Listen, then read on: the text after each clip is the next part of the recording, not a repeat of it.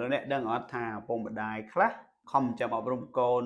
ហើយពួកគាត់ចង់ឲ្យកូនហ្នឹងសម្រេចសេចក្តីសុបិនប៉ុន្តែសេចក្តីសុបិនហ្នឹងគឺជាសេចក្តីសុបិនរបស់ឪពុកម្ដាយ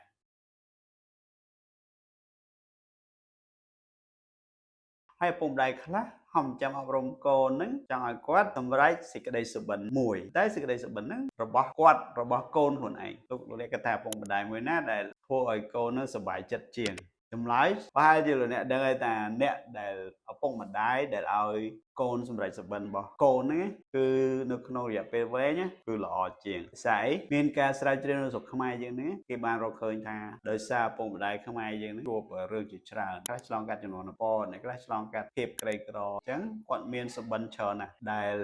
អត់បានសម្រេចហើយដល់គាត់បានសម្រេចអញ្ចឹងគាត់យកអាសុបិនហ្នឹងឲ្យកូនគាត់ឲ្យសម្រេចហើយពេលខ្លះវាខ្លាចទៅជាសម្ពាធរបស់កូនដូចជាហ៊ានតាមឪពុកម្ដាយធ្វើការតាមឪពុកម្ដាយដើម្បីសម្រេចក្តីសុបិនឪពុកម្ដាយហើយនៅសល់ពេលតិចតួចនៃជីវិតគាត់សម្រេចសុបិនខ្លួនឯងអញ្ចឹងមានន័យថាគាត់ខាតមែនទេ